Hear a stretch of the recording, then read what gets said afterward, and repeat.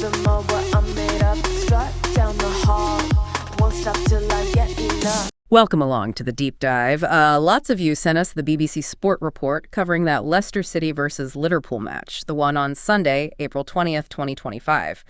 So, yeah, that's our focus today. Done good. And our mission, well, it's the usual get past the scoreline, dig into what this one result really means. Absolutely.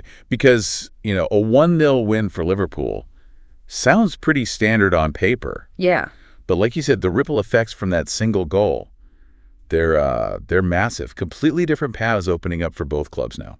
Okay, let's jump straight to the goal itself then, the decisive moment. Trent Alexander-Arnold, 76th minute. Yep. And the first thing that strikes me is, well, he wasn't even on from the start, was he? Came off the bench. Right. A substitute scoring the winner always adds a bit of drama. And it wasn't just any goal. A left-footed, angled shot, apparently quite well taken. It was. Though, interestingly, the report mentions Liverpool had already hit the woodwork, twice? Salah and Jota. Ah, okay. So they were knocking on the door quite a bit before that. Definitely creating chances. But, you have to give Leicester some credit, too. They weren't just sitting back entirely. Well, Wilfred Ndidi actually hit the post for them much earlier in the game. Really? I missed that detail. So, fine buttons, as they say. Exactly. A few inches difference there, and maybe we're talking about a very different story. And then Alexander-Arnold's celebration. Okay, let's picture this. Rips the shirt off, runs to the fans. Standard stuff for a big goal. But then hangs the shirt on the corner flag. That's quite a statement, isn't it? It is memorable, yeah. Yeah.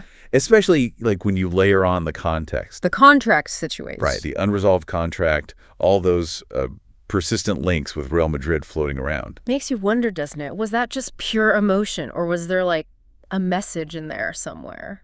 It's always hard to tell for sure, isn't it? I mean, these things, big celebrations from key players whose futures are uncertain, they always get people talking. Sure. Maybe the club sees it as commitment. Maybe others see it as, I don't know, a kind of grand farewell gesture almost. The lack of that signature just hangs over everything. Yeah, creates ambiguity. It does. But you can't deny the raw feeling in it. That goal clearly meant a lot in that specific moment. Well, it certainly meant a lot for Liverpool's title hopes. This win moves them, incredibly close, doesn't it? They're 20th league champion. Even touching distance, yeah. Just 3 points needed now. And the report lays out how it could happen. Arsenal lose at home to Palace on Wednesday. And that's it. Liverpool are champions. Or, if Arsenal gets something, Liverpool just need to beat Spurs at Anfield next Sunday. Pretty straightforward scenarios now. Yeah. I mean, looking at their season, 75 Premier League goals scored, it shows just how potent they've been going forward. Incredible tally. Yeah. And Arntz's comments afterwards were interesting, too. You mentioned Alexander-Arnold specifically, working really hard to get back from that injury. Right. Highlights the effort behind the scenes. Exactly. And he also made a point of mentioning the fan support, how crucial that is in these tense moments. You really feel that tension in the fan comments quoted in the article, don't you? Oh, yeah. You've got things like, back on our perch soon, and then others just hoping it wasn't his last goal for the club. That mix of joy, relief, but also that underlying anxiety about his future. It's that classic supporter roller coaster, isn't it? Especially at the sharp end of the season. Definitely. And then you get the other angle, too, the wider debate. About the league's strength. Yeah. Someone called Paddy Wack pointing out, 4 English teams in European semifinals. Right. Arguing against the idea the Premier League is somehow weak this year. It's interesting how quickly a single result feeds into those bigger narratives fans build. It always happens. Though, you have to say, 4 teams that deep in Europe? It's a pretty strong counter-argument. It is, yeah. It suggests the overall quality and depth in the league is still, pretty high. Okay, but let's flip this completely now. The other side of that 1-0 scoreline, Leicester City. Yeah, a much bleaker picture there. The defeat confirms it. They're relegated to the championship. It's pretty staggering, isn't it, when you think back? It really is. Premier League champions, FA Cup winners, not that long ago.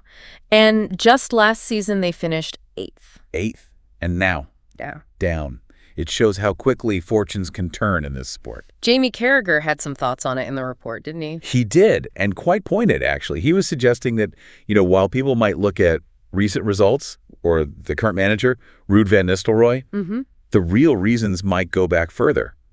Decisions made higher up at board level, over several years. Ah, interesting. So not just blaming the guy in the dugout right now. Not solely, no. He implied it could be about, say, recruitment over multiple windows, maybe past managerial choices, perhaps even broader club strategy that's kind of led them to this point. Less about one bad season, more about a longer trend. And what about Van Nistelrooy himself? His reaction? Well, disappointment, obviously, you'd expect that. But he was also trying to talk about the future, regrouping for the championship. But uncertainty, too, about his own job. Oh, definitely. He basically said he's waiting to hear from the club about their plans, about his role in them. That's a tough spot for any manager after relegation. Yeah, your position is immediately under scrutiny. Massively.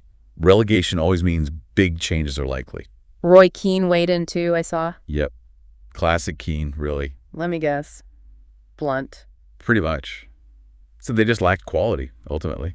Simple as that for him. Fair enough. But he did add, that it's fundamentally a good club. Brilliant training ground, he mentioned. Potential to bounce back. Okay, so some optimism there. Conditional optimism. He stressed it all comes down to recruitment, now getting the right players for the championship, and crucially, getting the manager situation sorted properly. Makes sense. It's all about the rebuild now. Absolutely. Yeah. And then there's that statistic, the home form. Oh, yeah. That was grim reading. What was it? 9 consecutive home league games without scoring a single goal. 9. An unwanted top-flight record, apparently. Their last league goal at the King Power was way back on December 8th against Brighton. December. That's almost unbelievable. For half a season, basically, no goals at home. It tells a huge story, doesn't it? You just can't survive like that. It speaks volumes about their attacking problems, especially in the second half of the season. And the fans, the report mentioned their reactions. Frustration, obviously. Yeah, a lot of frustration. Sympathy, too, maybe, but also criticism aimed at, the decision to sack the previous manager, and that terrible home record kept coming up. And protests. A banner flown over the stadium. Apparently so, yeah. Criticizing the board before the game. That usually signals things are pretty tense between the supporters and the ownership. Yeah, suggests the problems are seen as running deep. Definitely points to a lack of confidence from the fans in how the club's being run. Just going back to the game itself for a second, the stats. Even though it finished 1-0, the underlying numbers were quite telling, weren't they? Very telling. Liverpool dominated possession, something like 58%. Yeah, 58.3%. And the shots, 28 for Liverpool, only 5 for Leicester. 28 shots. And the expected goals, the XG, that really paints the picture. Liverpool's was 2.62. Compared to Leicester's 0.25. Wow. Exactly. So based on the quality of chances created, Liverpool should have scored more, maybe 2 or 3. Leicester barely created anything likely to go in. It shows Liverpool were really in control, even if the scoreline stayed tight. And the recent form leading into the game just reinforced that, didn't it? Stark contrast. Yeah. Leicester, loss, draw, loss in their last 6. Ouch. Liverpool, win, loss, win. Much stronger momentum. Plus, Liverpool had won the last few league meetings against them anyway. 4 in a row now, yeah. And apparently, Leicester have some kind of historical issue playing on Easter Sunday, which is a bit niche, but... Another little detail. As to the narrative, I suppose. It all just pointed towards a really tough afternoon for Leicester, even before kickoff. And a couple of quirky stats from the report, too. Obviously, Leicester were trying to avoid that awful home scoring record. Desperately, you'd imagine. And Mo Salah seems he loves playing newly promoted teams this season. Scored in all 5 games against them. Yeah, incredible consistency from him again. Just keeps finding the net. And then poor Stevie Mavidi for Leicester. Scored in several games this season. But never ended up on the winning side when he scored. That just sums up their season in a way, doesn't it? Individual moments not translating into results. Sadly, yeah. A reflection of their overall struggles. Okay, so let's wrap this up. We've got this one match, 1 goal from Alexander-Arnold. Yep. That pretty much pushes Liverpool over the line almost for the Premier League title. Huge moment for them. Brink of glory. And at the exact same time, that same goal confirms the absolute opposite for Leicester City. Relegation. Devastating news for them. It's such a clear picture of football's highs and lows playing out in 90 minutes. Total contrast in emotions, futures, everything. One club looking at silverware, the other facing a massive rebuild in the championship. Precisely. 2 completely different realities confirmed by a single result. It really makes you think, doesn't it, about the cycles in football, Leicester's incredible rise, then this sudden fall, Liverpool striving for that sustained success. What are the sort of underlying things, the factors that cause these big shifts? Is it just money, management, luck? And, does this kind of rapid rise and fall happen elsewhere? Outside sport, like in business, maybe? That's a great question to ponder. Are there universal patterns in success and failure, whether it's a football club or something else entirely? Definitely something to think about. Indeed. Well, that's all we have time for on this deep dive. Thanks for joining us. Sound the alarm. I'm coming up. We'll have the ball. I'm sweet like a buttercup. You're a Barbie doll. Show them all what I'm made of. Strut down the hall. Won't stop till I get enough.